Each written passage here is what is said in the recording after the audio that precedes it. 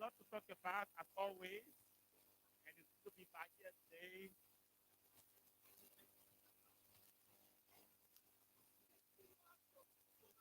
Yes, after a brief, you won't go on today somewhere.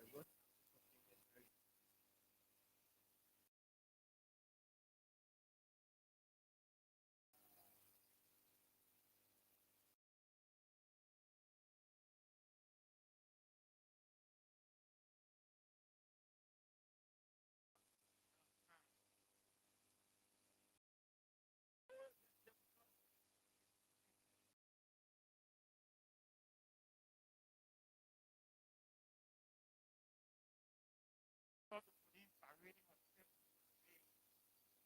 okay, so consider me, hey, fire today. The police, they're trying to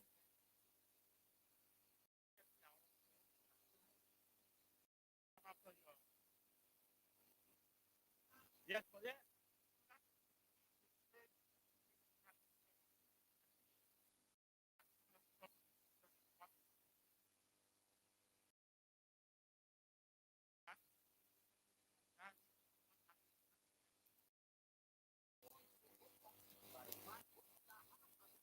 but tonight we spend a lot of time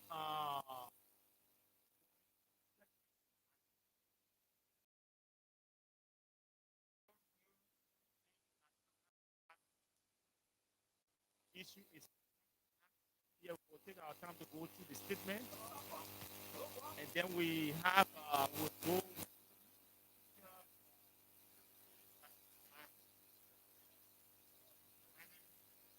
including the current president. He made a statement on the 31st of January, and so we also have that here. We want to quote sources, reliable sources that quoted them. We're not going to use our own research work. We're going to use work public media. And then after his statement by the president, his photo in 2017 as a for a representative seeking capital market. And so for me, asking questions and he knows the questions. Even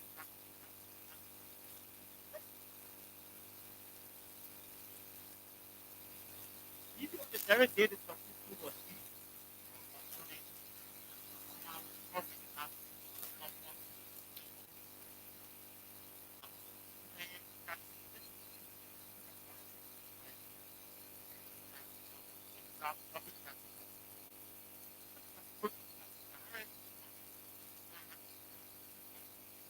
opposing opinion to the Supreme Court ruling. So they can be taken our Ethiopia position as Chancellor and law to the and then also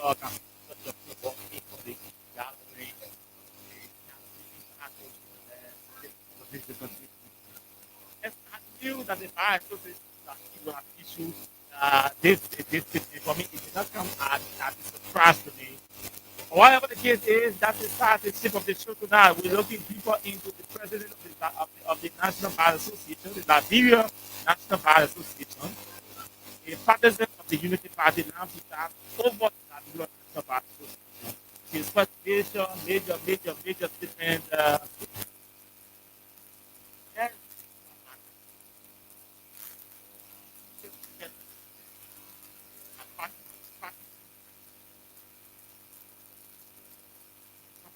difficult view.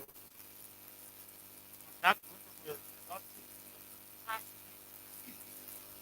all the views of let's talk. Let's talk. Really talk tonight. You do the talking tonight. Let's start the meeting for the conversation. This was started for the Liberia for science and the partnership with radio institution Liberia and the Very something we take a break now. From Liberia. When we come back, we're going to Facebook lot. Welcome all of you who joined the political fellowship tonight. This is the only political fellowship on radio at this time. I am your usual. My name is Mosquito. Thank you all of you for joining. Let's take a break from our sponsor, Trump They will come back to go into our discussion tonight.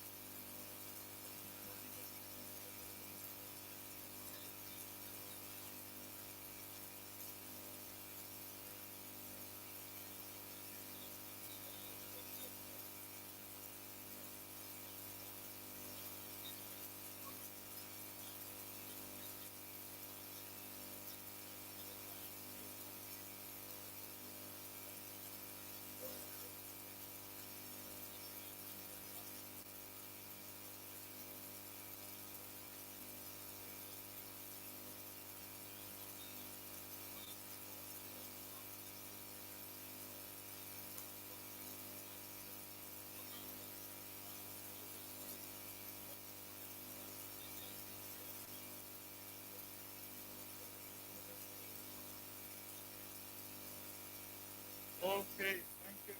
Thank you, Thank you. Yes. Uh,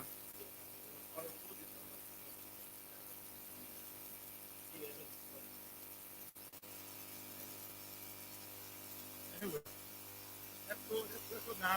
Recognize the few of you right?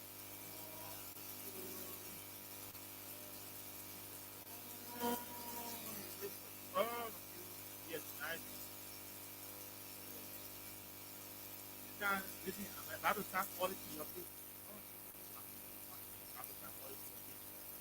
And after the show tonight, those who are being okay to call it to your people. All of you.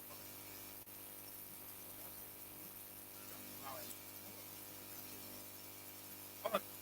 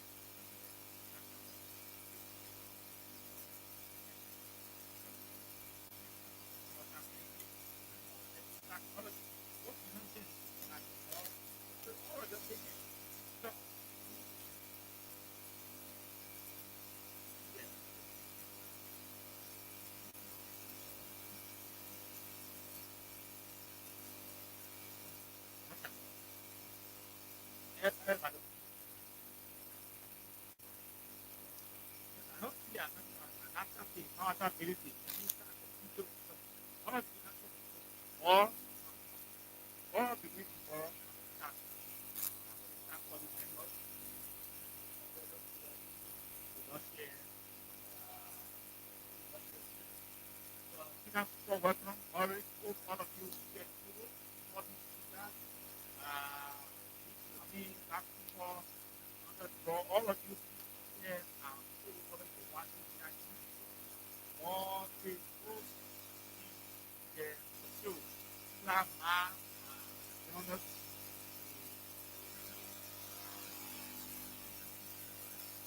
those of you watching, I thank you. Seeing the out there, have to get some sound, try to get some sound, rap to some sound, big, live, big, making it also, and we have to read Jonas, with your gifting, with your interaction. Don't be hung out with you. Don't say, I'll tell you. So, now you have to check your target. You have to check your volume and the match you are using your target. Let's see all you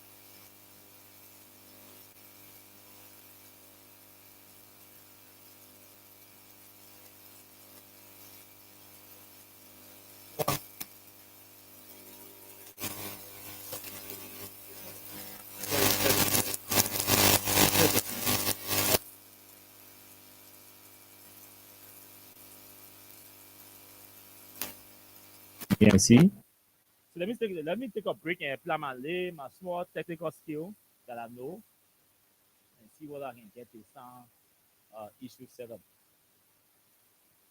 Let me apply my technical more technical skill. Let me take a break and Timothy, please listen to the Facebook live. So on the sound, you can let me know. Uh,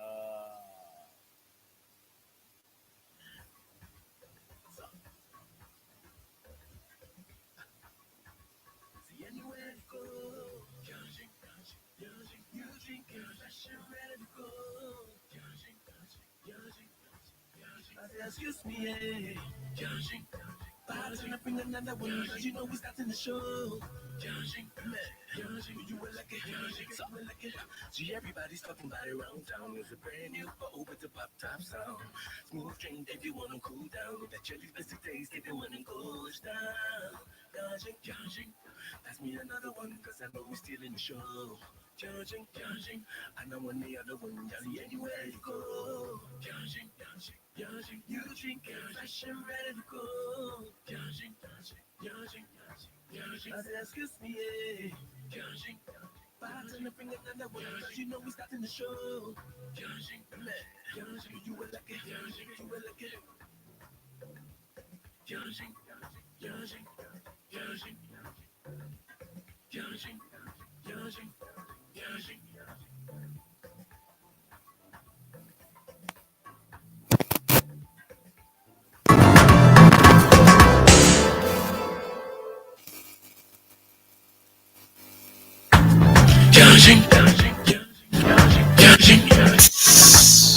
That golden pour, that crisp delight.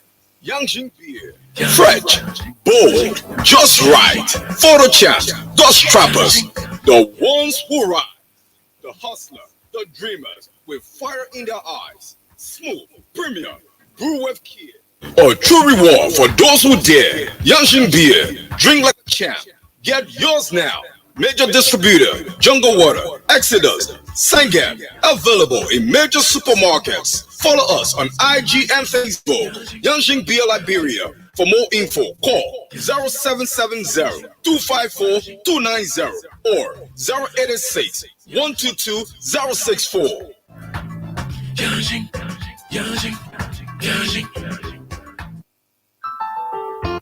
Okay.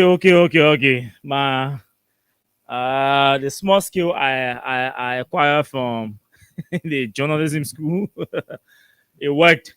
So I see the folks are saying the sound is okay, and so let's go. We can go. Yes. I can wait. I have to come way down. Don't know what the sound is. Okay. So Kafara, Thursday morning, Domo Love, Domo, Helena Wilson, all of you. Please, I'm not I can't recognize all of you tonight. The time we've already gone more than 30 minutes in the time, and we have a lot to talk about. So Phoenicia's Junior Bar, Musa Brown, thanks to all of you, William Wisse, all of you who've joined us tonight. Mary Tude J, Augustus Help, Miata Dan. Sorry, I missed a call today. I was really tired up today. Anytime you see me in Kosu, just know I did a basic day for me. Depending on around, I can run around in Kosu. So I missed a call, Miata Dan, but I will hit you up after the show. Kofa Dagbe, Morris, all of you who joined us tonight. Favor Morris, Timothy LTF, Timothy Oren. Thank you, Oren. Abraham Dupley. Okay, so thanks to all of you for joining us. The issues are too many. More contents are coming to my phone. I don't even know where to start from tonight. But let me start from somewhere. Let me start from somewhere. So to the two young brothers here are celebrating their birthday in a respective different terrains. And so I like to recognize them tonight and wish them all the best. Brother Emmanuel Barnes is celebrating his birthday today of the Ministry of Labor. I think he's the Assistant Minister for Administration or something like that. And then my man JB, Joseph Blanco, is also celebrating his birthday tonight or today. I don't want to say tonight before I can get in trouble. Today is the birthday, in fact. Let me tell you the celebration from there. So today they are celebrating their birthday respectively. And I'd like to wish all of them happy birthday. And happy birthday to all of you also who are celebrating. Yeah. Sunday was a great day. You know, we're not here on yesterday. We had to run to somewhere to cater to some other stuff. And so we're back. Sunday was a great day. For a very long time, I've not, stayed long, or I've not seen myself running between one or two or three different church programs. But Sunday was intensive. We were honored on Sunday as a past president for our local church, Young Adults Fellowship. And so we're honored as former president. All former presidents were honored. And then from there, we had to run to the Zion Grove Baptist Church again to play a role again in another installation program. And then run to what the church name? Power Fuel Ministry, and all of that. And so, yes, we would like to thank all of you. You know, when the churches can sit down, people in the churches can sit down and unanimously agreed to honor you or recognize you for your contribution in terms of your service. You know, you've rendered to the society, or you are rendering to the society, the church, in your country. It speaks a lot. It says a lot that people are watching you, people are following you, and people have had respect for you and the work you do. Because if the church does not respect or regard or recognize the work you do, they will not invite you to participate in their programs and the different activities. It's because the churches recognize your activities, and so they all reach out to you to invite you in different roles. Thank God we not get money and we're not rich. So nobody will say, oh, that because you get money, that's why they invited you. And so nobody can say that one. So again, we want to appreciate all of the different churches who recognize us, and the ones who invitations are still coming in. We found time we'll not be able to attend all, but we'll be able to reach out to everybody and appreciate you all for the different invitations to your different churches and different organizations and different NGOs and different community-based organizations and all of that, including my men from the different intellectual centers who can see me on the street, be making power or not, honoring their invitation and say, my man, will come, will come, will come. So we'll come. So a lot, too many things have happened since November to current with this whole legislature thing and the Supreme Court. Some of us who are not lawyers, it makes it difficult for us to it places us in fact in a difficult position, because we have to do extensive research. We have to reach out to people with diverse legal opinions on the Supreme Court ruling. We have to also expand on their opinions and seek additional advice from different corners to inform our judgment or our opinions on or our analysis on the radio. Because for us, we sit in a difficult position where we sit, regardless of the side we have, the ideas we spew out, the ideas, the content we communicate to you, those contents are supposed to be rich enough and reliable. Rich and reliable. The contents are supposed to satisfy all sides, the understandings of all the sides that listen to us. Satisfy not in the context or in the sense that you must agree, but even in your disagreement or in your displeasure about the contents we spew out, you must be able to, it should place you in a position where you say, yes, even though what Austin is saying, I don't agree. I am not pleased, but it is true. How do you arrive at that conclusion? That is when you go to research, when you go to investigate, when you go to fact check what Austin has said about a particular situation. Your fact check should lead you into my direction. But if your fact check does not lead you into my direction or into the space or into what I said to you, then it places the integrity and the reputation of the platform and our voices here on the land. And that's where morality comes in. So people say, hey, the integrity of our voice, the morality of the platform, you have to always keep it sacred. People must always be feel comfortable to make reference to what you say.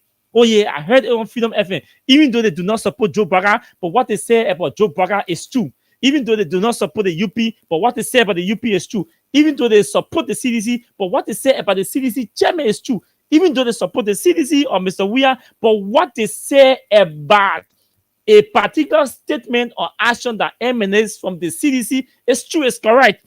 At that point, the integrity of the platform and the morality of your voice is kept at the highest pace, the highest peak, in the hearts and minds of those who listen to you. Look, I was once a radio listener, you know, so I know what it is. I know how it feels to listen to radio, sitting down 1 hour, 2 hours, listening to somebody you do not know from anywhere or somebody you have not seen. It means you're not interested in that person. You are interested in what the person has to say to you. So once the person comes out and saying nothing or is sounding in a manner where you say, no, man, I'm only interested, man. Even though you're making sense, but the way you're sounding or the way you're presenting, so these are things, these are the qualities that attract people to you. And so we are sensitive to these different, or qualities. And that's why some of us will say, yes, in spite of the challenges, the different threats, we have an audience that we are obligated to, and we can't let our audience down. Look, the people that listen to us, they're not all seditious, they're not all weirtions, they are not all opposition people. There are ruling party people that quietly, silently sit down every night, whether they're driving going home or they are home in their living rooms or in their rooms on their porches, they listen to us. Because there are some ruling party people, they say, hey, you know what I mean? If I listen to this station, I will not get what I really want to get. So let me listen to this station, because when I listen to this station, I will get what I want, the truth. Because the opposition people will always go for the might always or may always go for the facts, because they want to prove you wrong. And there are ruling party people that are mostly interested in the facts. So they believe that the critical voices or the critical platforms will always bring out the facts. And even if they have the facts, they will talk it the way it is supposed to be said, that will be senses in the heads of our governors. Instead of fan 28 acting sexy with the information of the government officials who are misbehaving and all of that. So they want us to chastise their government. That's why they come here to listen to us. So we are aware of all of these things. At times, we sound soft. At times, we tune down. At times, we go up. At times, we go radical. But we will be here, and we shall not let it go. Let's make some references, folks. Chastelo may be seen as a good leader to some and a bad leader to some. Thomas Sankara may have been seen as a radical leader to some, but a good leader in his radicalism to many. This comparison, Mohammed Gaddafi seen, but it seems to me that our security forces have not grappled with the current political realities. And so we need to remind them. And I'm making this premise with direct reference to the joint security. Liberia is at a crossroad. That is unarguable. And one of you to listen to me tonight. Kini, Liberia is at a crossroad. There are things that we will not say here because we are aware of the critical state of our nation's security and peace. So we will not just say certain things. No level of politics will push us to say certain things. Yeah. But there are certain things that will not continue to keep in us because you, the citizens, your lives are at risk, high risk too. And so you need to be informed. You need to be educated. You need to be aware. You need to be on the alert. Whether you're in Liberia, whether you are outside of Liberia, you have family people. Yeah. So you need to know some of these things so you'll be able to take precaution. What the police displayed yesterday was total recklessness. What the police displayed yesterday projected a deep sense of insecurity and carelessness on the part of the joint security.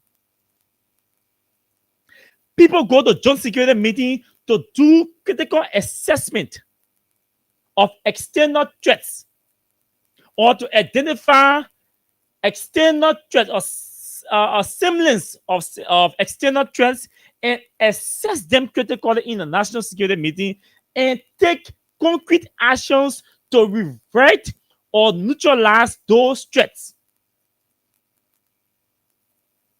Internally, there is no internal threat in this country right now. If the government decides to do what is right, the only internal threat that we have currently is the government. The government is a whole package that represents internal threat to our peace, our security, our economy, and our everything. The government, the structure of the government, the attitude of the government, the behavior of the government, it poses a potential threat to our survival, to our peace and our security. So the government looking for people who they see as threats to them, it should go for the Minister of Justice. The Minister of Justice is the number one threat to our peace and security in this country. If anybody should be killed, if anybody should be arrested or dismissed, it should be the Minister of Justice. The Minister of Justice should be the first man to be arrested or dismissed in this country and subjected to an investigation. And you see here, citizens, political actors that are supposed to keep our democracy active. So our democracy cannot be active if we do not have citizens participating in the democracy. If we cannot have opposition people, opposition views being heralded, if we cannot allow opposition views, if we cannot allow opposition movements, if we cannot allow opposition activities, if we cannot allow critical opinions to be elevated, then it means we do not want a democracy. It says, let's undermine the values of our democracy. Let's break the foundation of our democracy and run the country into terror. That's what you're saying. You see political parties calling meeting, broad day meeting, having meeting in broad daylight, open place. They're not even hiding their meeting venue, or they're not hiding their meetings venues. They're issuing press release. They are issuing press release. They are making radio appearances. They are announcing their meetings. They are disclosing their meeting venues. They are not hiding anything. They are not meeting at night. They are not holding no secret meetings. And the joint security sat down and agreed to ignore all the things that are happening in the sub-region and then placing emphasis on intimidating the citizens in broad daylight. And they call it the display of strength. You don't display your strength to who? You display your strength to your potential enemies. Your citizens cannot be your potential enemies. Your potential opponents. External ones. Because the police and the joint security should not have a political side. So you can say CDC, ANC, MOVE, and the CMC represent your opponent. No. Because it is the joint security we are talking about here, not the unity party. Except what they tell me now that the joint security is a representation or is a branch or an auxiliary of the United Party, which I want to believe so. Because this is the only country in the world where a joint security is having meeting on the instruction of the party chairman of the United Party or of a ruling party. My man, you see what happening right? You're gonna convene national security meeting and let's talk about it. Boom, just the minister takes a phone and arrange a national security meeting. This is the only country where that has a democracy or that says it has a democracy and is taking instruction from and the justice minister is taking instruction from a political party leader to convene a national security meeting.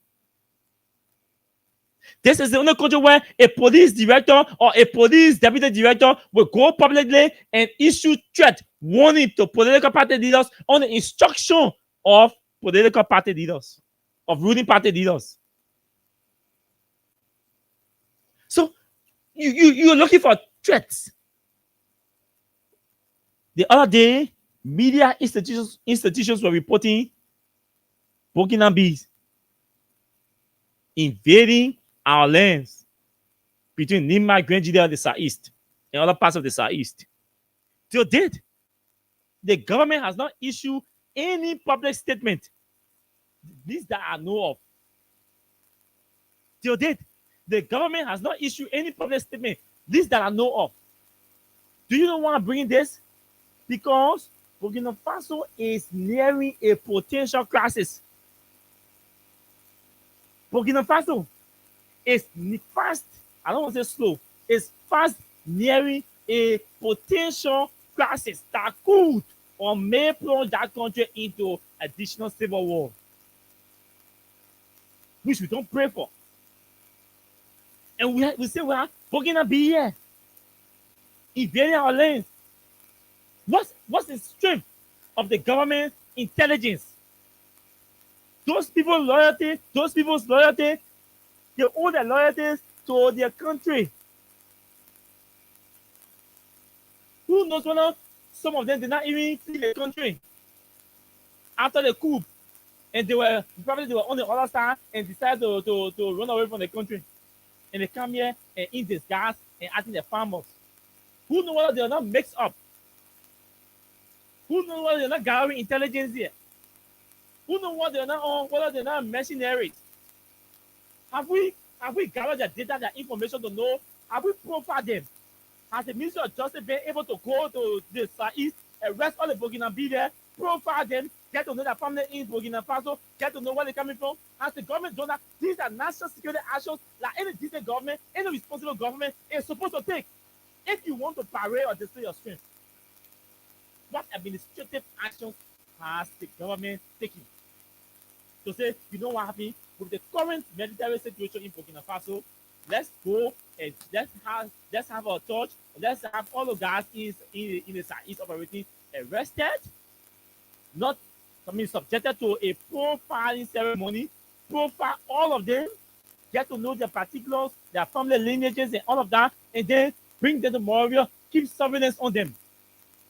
The government, I am saying this, the entire joint security, they are not even discussed that thing in national security meeting. I'm putting it also because we have been talking for the last 3 months. For the last 3 months, sensitive discussions have been held. No, don't send me text. We'll talk. Don't send me text. No. Come on, bro. Police people also. The other men from immigration, bro. Immigration people also. Westward, Boswar, fire bro. Their fire service people also. DA people, brother. DA people also. They say they display military strength. The real national threat, the real threat to our national security, it is right here in the country. Some of these people know it. What are they doing? They are here playing politics in Moravia. I think the threats are in Moravia. Eh? Don't, my man, no, you leave me. Anything they want to do, that's all. Let's talk. Because this, at the end of the day, you put the citizens at risk. That's what you do. You put the citizens at risk. You subject the citizens to intimidation, and you leave the real threats. Burkina Faso is in crisis. that might escalate to a dangerous length,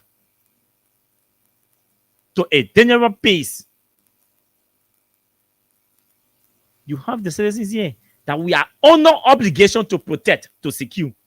Because it's possible some of them fled for different reasons. But you can leave people from other countries operating loosely in your country without profiling them. The moment a Liberian enters Burkina Faso right now, they profile you. The moment you enter other countries, they receive all your information, they profile you. Some of these people illegally enter the country through the borders. Some of them legally enter. What has the immigration done to profile all the illegal immigrants in the country, especially the ones from Burkina Faso?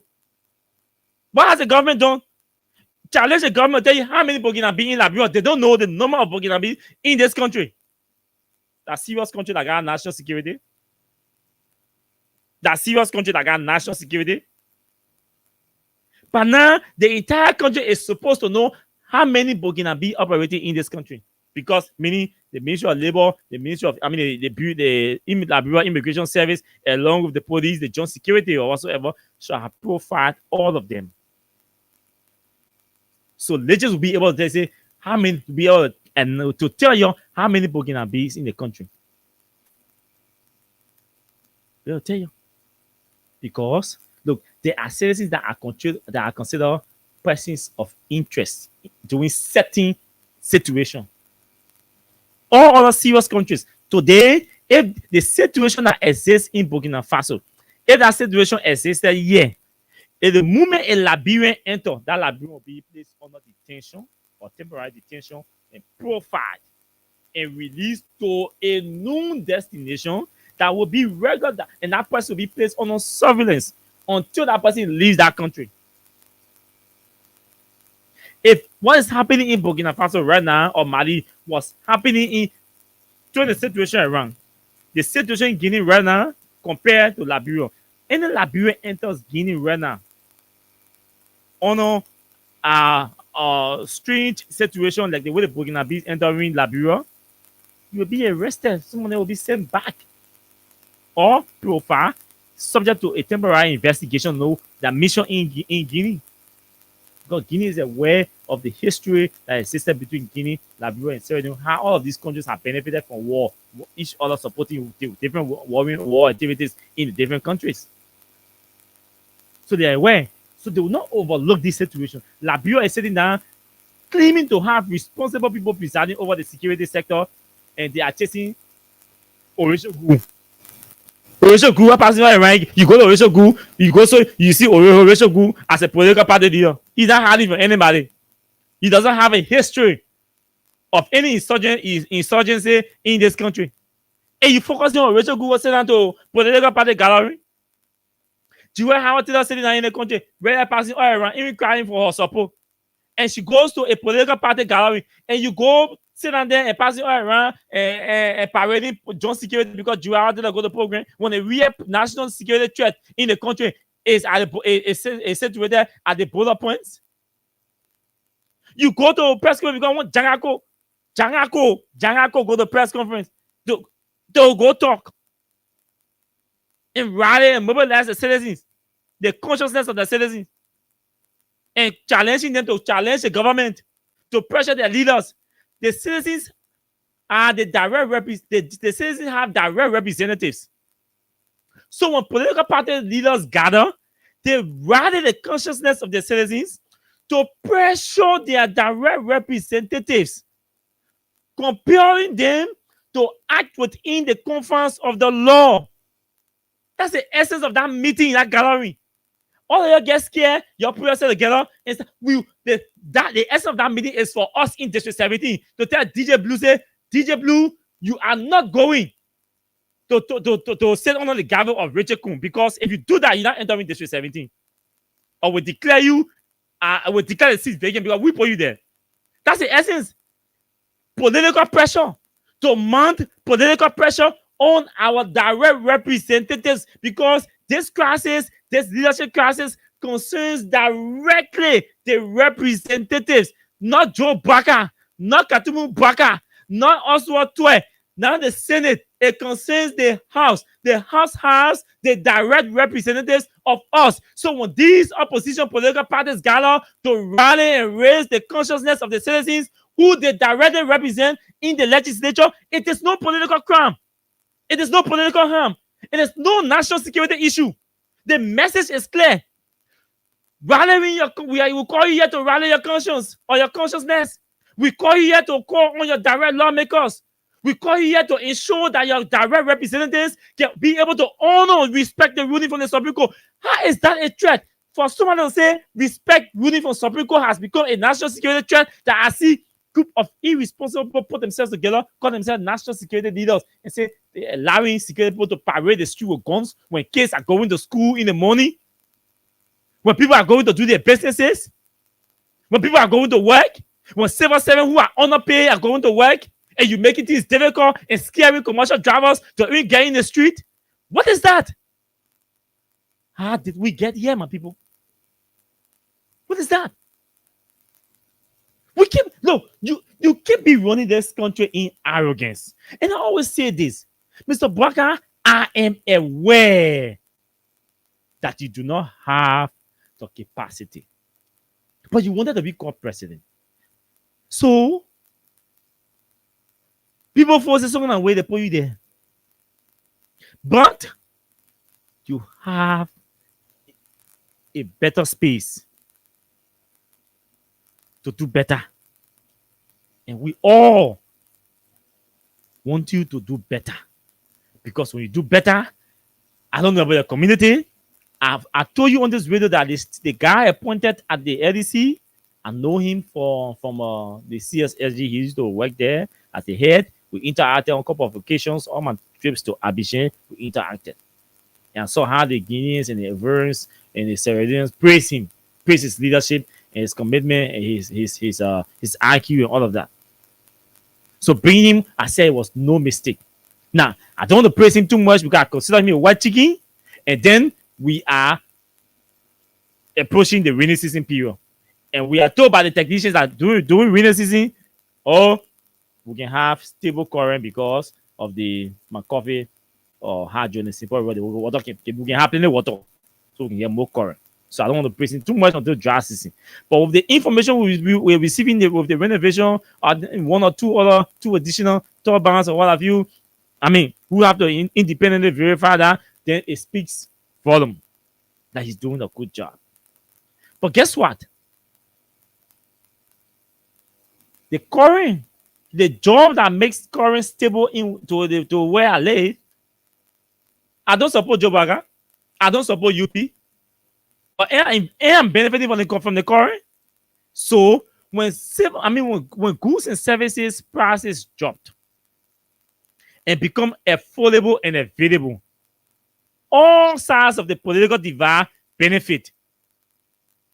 When social services are being provided by the government, all sides of the political divide benefit.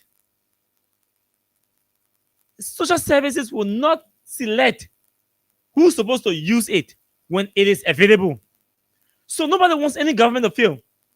We want the government to do the right thing, and when the government is not doing the right thing, some of us will get angry and we will just tax the government, and that's what we're doing to Joe Biden. So to those of you who think, oh, they're enemies, we don't like them, that's a business. Oh, continue considering us as enemies.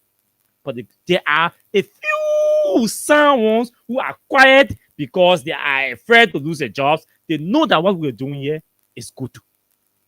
They know that what we are doing here is helping them.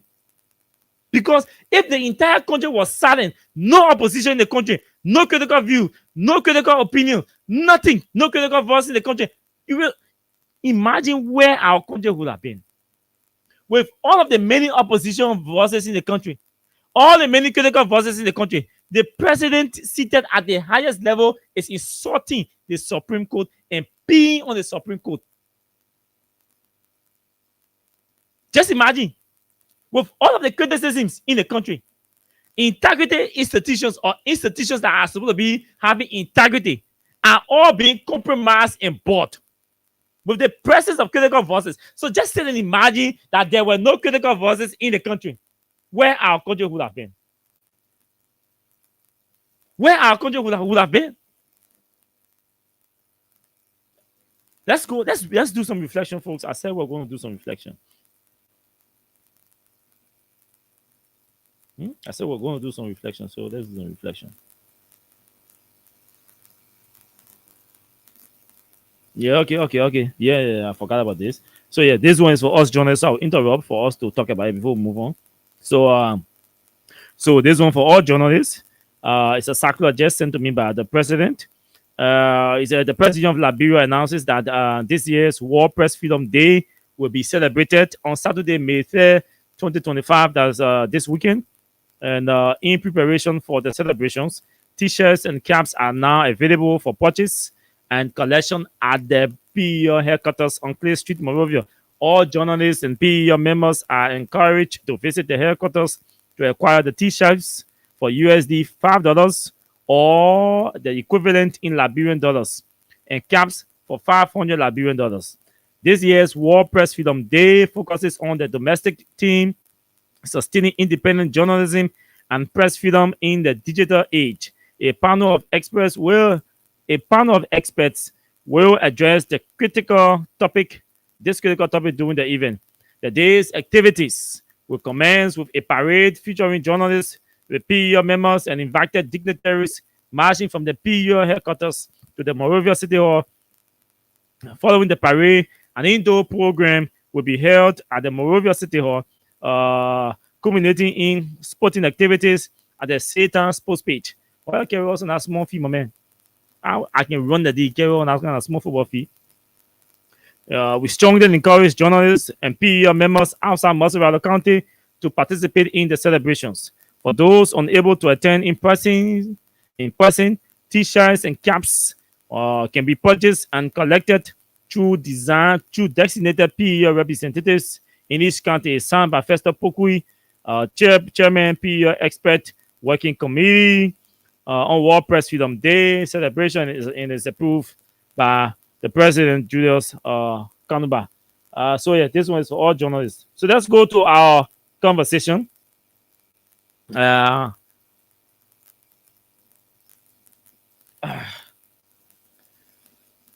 So on the 6th of December, the Supreme Court issued a first ruling, which I'm not going into because we all know. I mean, Alex, you know you got two 8 o'clock programs, so maybe you can be focused on the other one. I've been here. But thank you for joining us and hope you will stay. So on the 6th of December, the Supreme Court issued a ruling, right? On the 9th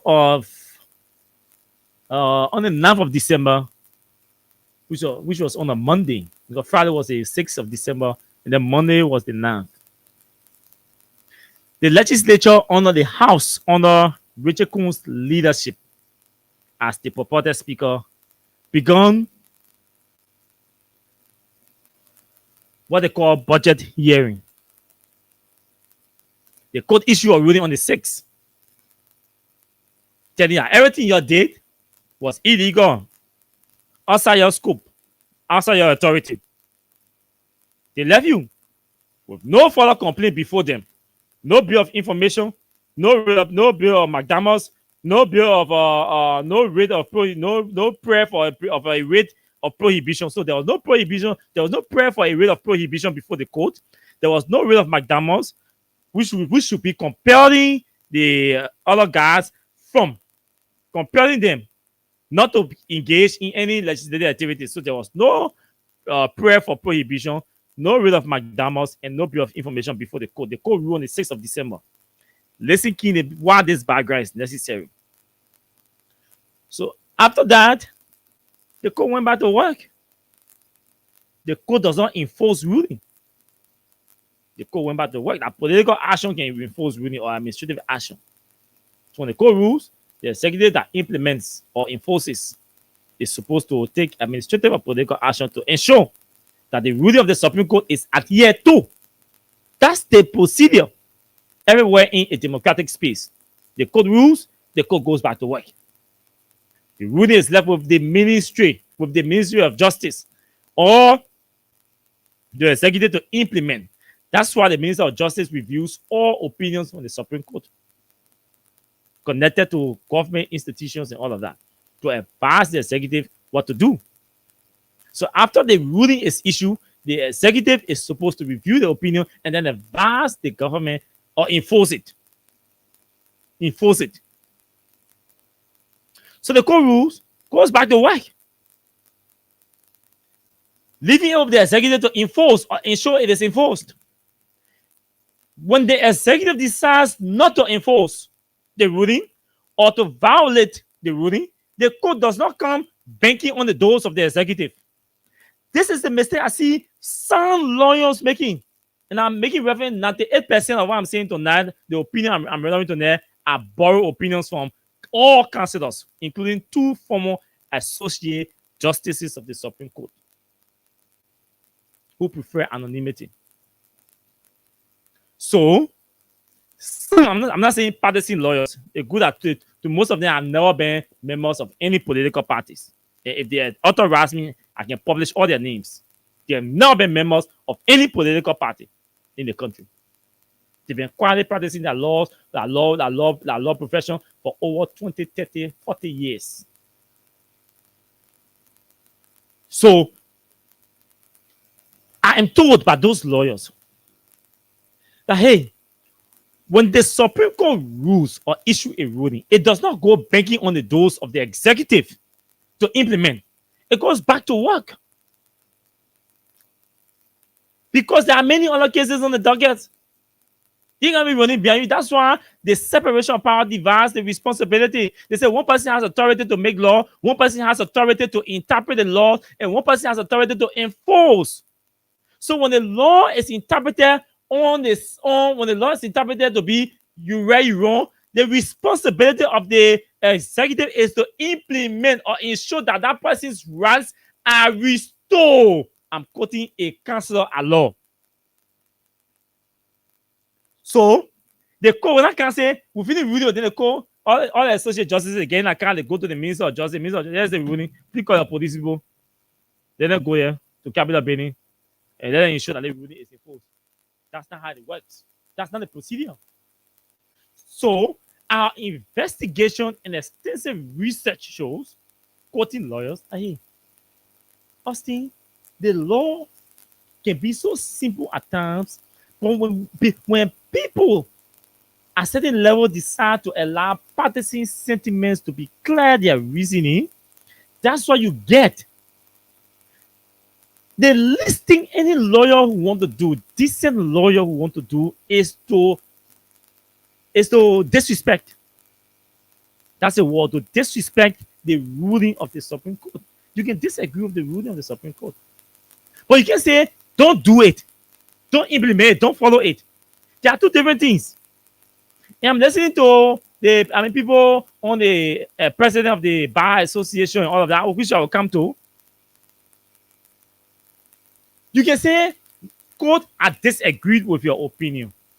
But you can say, I am not honoring your opinion. I am not implementing your opinion. You got two options. One is to abide by the ruling from the Supreme Court because it is the final arbiter of justice. Or two is to file for a motion of re-argument.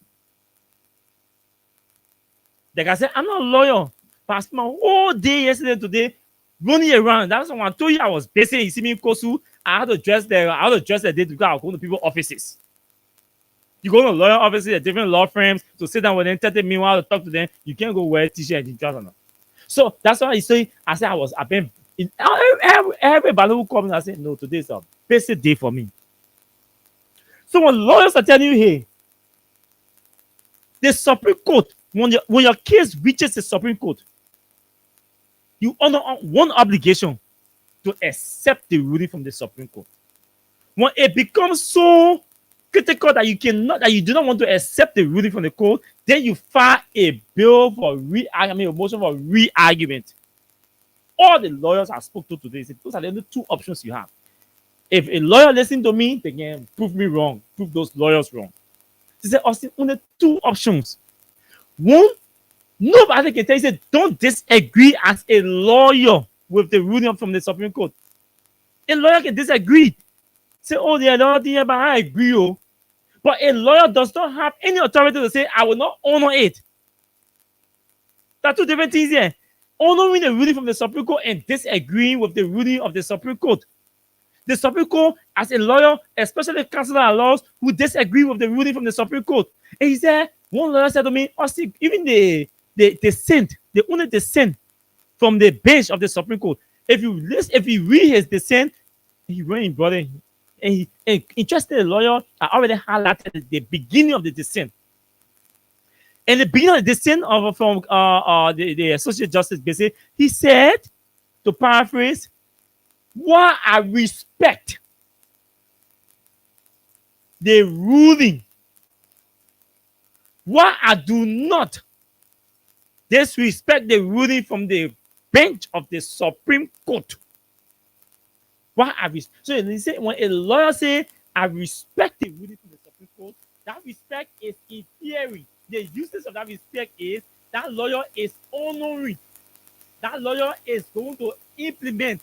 That lawyer is going to subject himself or herself to that ruling.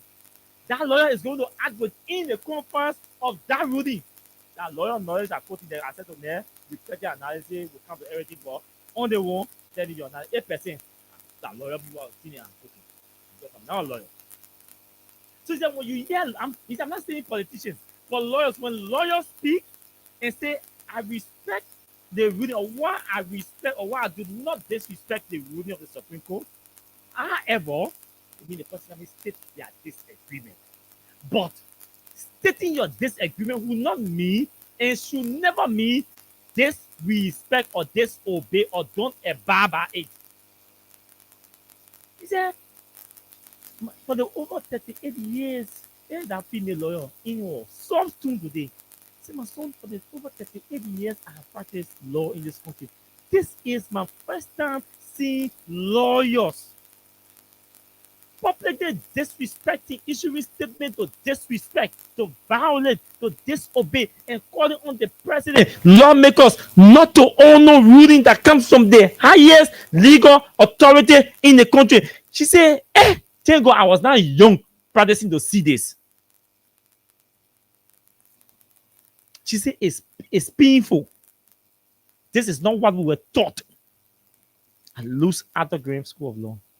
This is not the training. This is not the training that we acquire from the Judicial Institute. She said, this is not the training. This is not it. How can you call yourself a counselor at law and you are saying, you're not just saying, I disagreed with the ruling of the Supreme Court, but you're saying, I am not going to abide by this ruling. I am not going to honor this ruling. And I hereby call all my followers, or my supporters, or my political party, or my political leader not to honor the ruling from the Supreme Court. He said, my son, that's all I got to tell you. Thank you for reaching out to me.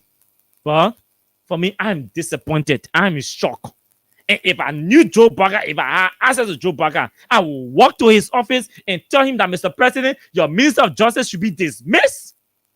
And you must abide by the ruling of the court by recognizing the authority of Fonati and then using your political authority and power now to influence Fonati's leadership or influence his removal. Using the legally required process. So how can we have a president clearly violating the ruling from the Supreme Court? So who do we go to? It means all of us lawyers should just wake up, get our car, and go to the president's house or his office. Because we can't go anywhere again. The president, the lawmakers, the legislature that has oversight over the executive to ensure that the executive performs her responsibilities and her duties. You see, sir, we can't go there because they are the ones in the crisis. And the person that is supposed to implement the ruling is also a party in saying, I will violate the ruling. The people that are supposed to exercise oversight over the executive to ensure that she performs her function within her authority, she too is reliant on the executive's political authority and power to protect them or to shield them. So where do we go? It means we lawyers will have to go to see the president and tell him, we senior lawyers. I said, well, counsel, what are you waiting for? She said, waiting for the will. Because some of our colleagues do not have the will. Some of them are afraid that law firms will not get contracts. Some of them are afraid that a legal contract they get with government entities.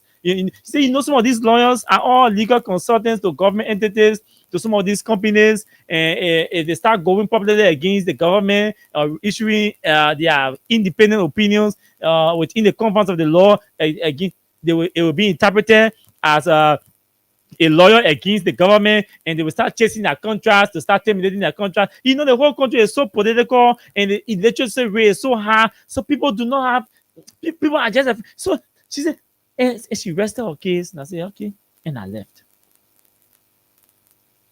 But the point I'm making to you is there are seasoned lawyers, experienced ones, who they're just able to look in the face of the president. Mr. President, you're wrong.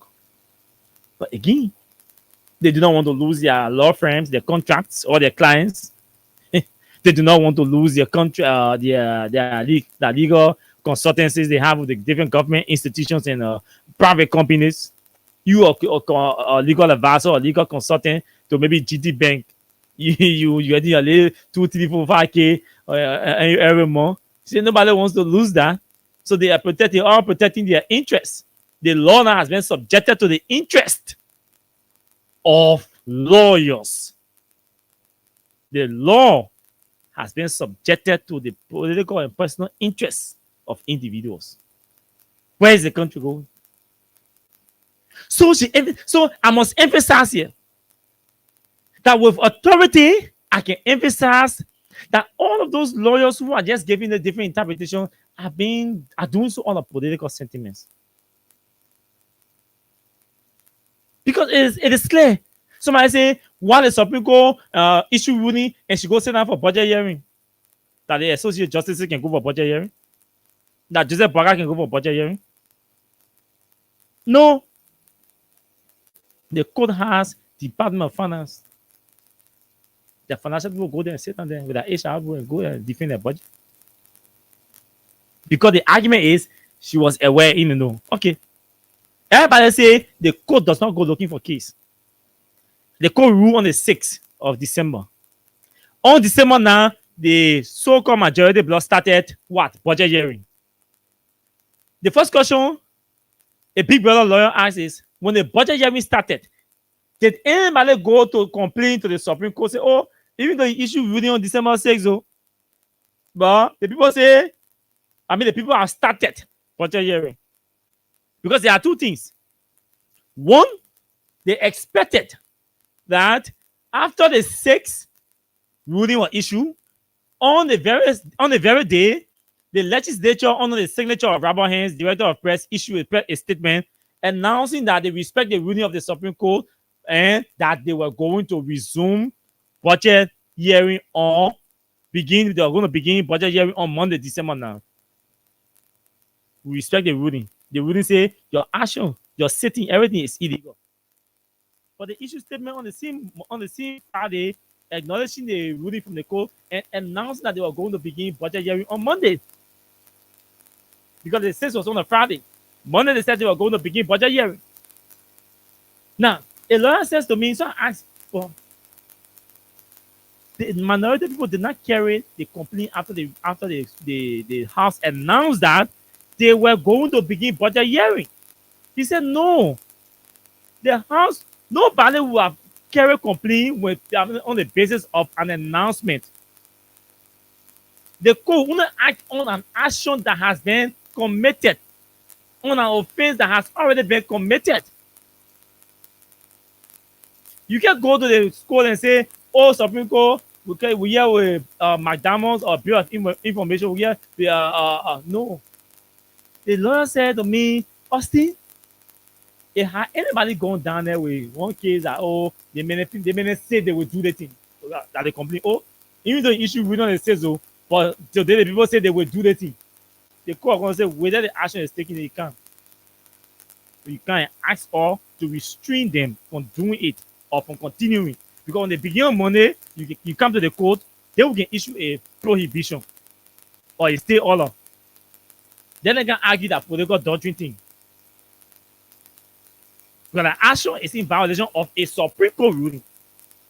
So on that basis, you're not performing just legislative. The action now is in violation of the ruling. So the court will have issued a prohibition or a stay order on them and calling them to come. And they were not going to say no. They were going to go. He said, so ask, did anybody from the majority bloc issue or pray the court for a real prohibition or stay for a stay order? I said, not to my knowledge. He said, okay. So the fact that there was no prayer for a stay order or prohibition before the Supreme Court, after she had issued a ruling, the Supreme Court understanding or the Supreme Court's assumption was that everything was intact. The court will not go looking for any case. You get a case, you take it there. If she rules and the ruling is not being honored, you take it there through a bill of McDonald's or information. They did take a bill of McDonald's to them or a bill of information. So the fact that it did not go to them and they began budget hearing, it means the court was not in the know. That's the assumption of the court. And that will always be the assumption of any court. When no complaint on the docket, it means there is no bad thing happening in the country. It means there's no violation taking place. It means there's nobody offending anybody. When people are offending people, there will be cases on these different dockets. So he said, that's the assumption of any court anywhere. The people dockets are empty. It means nobody doing any bad thing, nobody violating any laws, nobody offending anybody. Because when people are violating laws and offending people, they will go through the criminal justice system and they will end up here for prosecution. If there are probable causes established. The fact that these cases are not here, we are not supposed to go out looking for a case. That's why you have the police. That's why you have the police to ensure law and order. So people who feel offended, they go to the police. If it is not civil matter, it is civil matter, go to the court. That's why when people civil liberties are breached or are violated, they went to the court. But the court, most all issues or civil issues do not go to the police. So no issue came to the court. Now he said the assumption of the court in the absence of a complaint is constant. That's it. He said, Austin, the assumption of the court in the absence of a complaint is constant and will always remain constant. The court's opinion or the court's assumption will always be there is no offense or violation taking place once there is no case or complaint before it. So she does not go, and she will not go looking for it. So the fact that there was no prayer for prohibition or a way of McDonald's, nothing before then, that was the assumption of the court. And he said, if you take all those, the Chief Justice and all the associate justices from that bench, you put new one there, all of them take from the ruling party, you put them there. Or take two from ruling party, take two from opposition, take one from the main opposition, and take the other one from the civil society, put them on that bench. He said that assumption will remain constant. They will not leave their benches going looking for cases that they are already ruled in, that the executive is supposed to enforce, and they're going also looking whether the executive not enforce. He said no Supreme Court does that, and no Supreme Court will do that. And some of us will not be here and see Supreme Court going outside looking for case, writing executive, informing them whether, asking them whether that they have enforced the law. He said no Supreme Court does that, and no Supreme Court will do that. If a party feels that went to the court and the court rule in his or her favor, and that party realizes that the Supreme Court's instruction or ruling is not being implemented, that person has a recourse under our laws, honor our jurisprudence. That person can go back to a way of McDonald's, a way of information, or whatsoever for re-argument. If the person is on the other side. So how are we acting that we did not go to law school? So he keeps asking, how are we acting that we did not go to law school? He said, this is the fundamental. We were taught these things in law school. Some of us even went more than 4 or 5 years before we obtain a degree from law school. How come we want to spend, some of us spend 4 or 5 years, some of us spend 7 years because the war all interrupted, some of us going to law school when the war interrupted. So how come we are behaving after going through all of those long years, all of those struggles, and we come back to behave like we did not go to law school? And somebody is telling me the Supreme Court should not have gone to the legislature for budget hearing because she said the hearing was illegal. No, she didn't say the hearing was illegal. She said they are sitting. And she ruled on the 6th. Budget hearing began on the 9th. So she will not go, the court will not be passing around looking for whether you implementing ruling. And the executive, if the executive did not implement, the people should have gone back with a real of McDonald's or a bit of information. If they didn't do so, you see the court, the finance people should have neglected their responsibility as controller, as accountant, as HR at the court. They should not have gone for budget hearing, right? So the HR, what did they get to do with people holding session? I mean, budget hearing. That committees can hold budget hearing. Committees can hold budget hearing without over budget hearing.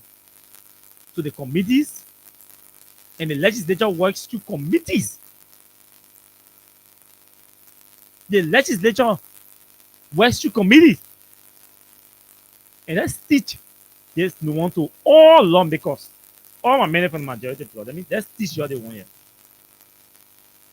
What they did was, and they made a mistake and they thought they were acting smart. When the legislature is on break or recess or in your class, it does not stop the committees from working. The controller does not know who a chairman of Ways and Means, and he does not have to know or she does not have to know. If he or she receives invitation for a budget hearing, he's supposed to go there. And they went there to defend the legislature budget. I mean, the judiciary budget. When they got there, what happens? The so-called majority bloc have constituted themselves into a committee of whole. Meaning, they assume the role, the entire plenary, and I say, we don't want to be plenary, we won't be committee. Honor your practice, you follow family, and all of you, my young colleagues in the legislature, all of you must learn this today. The authority of the Ways and Means Committee is restricted to the committee level. When all the lawmakers meet in session, you say, you know what I mean? We don't want the committee to handle this matter. We want to handle it as plenary. But because it is before the committee and it is the authority of the committee, honor your rules, you can constitute or form yourself into a committee of whole to do the committee's work. How the committee is ineffective, or the committee is slow, or the committee is not active, or probably the committee does not have quorum or not been having quorum, or because you want to fast track, or you want to fast track the work of the committee. You say that you don't want to go through the regular process where the committee will go sit for 1 week, 2 weeks, and then come back, report to the plenary debate, all the kind of thing, and then how to do with the budget. So you say, no, you know what? Let's constitute or form ourselves into a committee of whole and just act as a committee. Now, when you do that, there are two things you have to consider. You are taking the responsibility and authority from a committee and extrapolating it onto yourself. Now, 1. 2, you are not acting as a plenary anymore. Yeah? All the actions you will be taking after constituting yourself into a committee of whole, you will not be acting as plenary. No, you will not be sitting as a plenary. You'll be sitting as a committee. You'll be treated as a committee.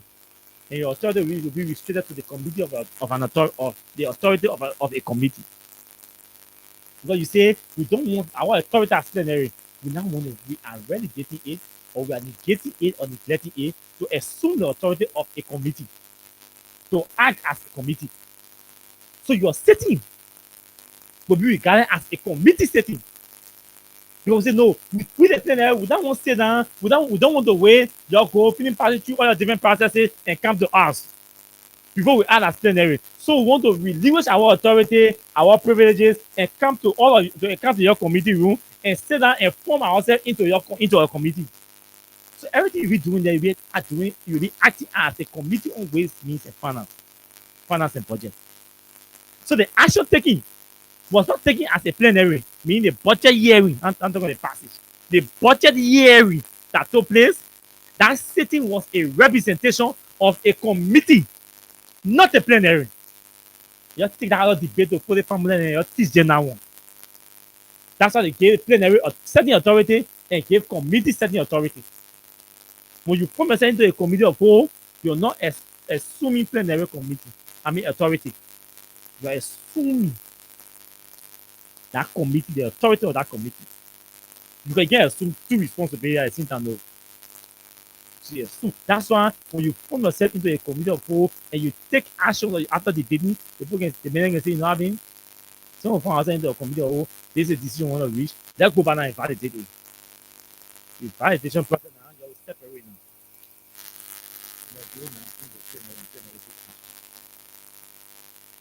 You do that, you reviewing, then you step away.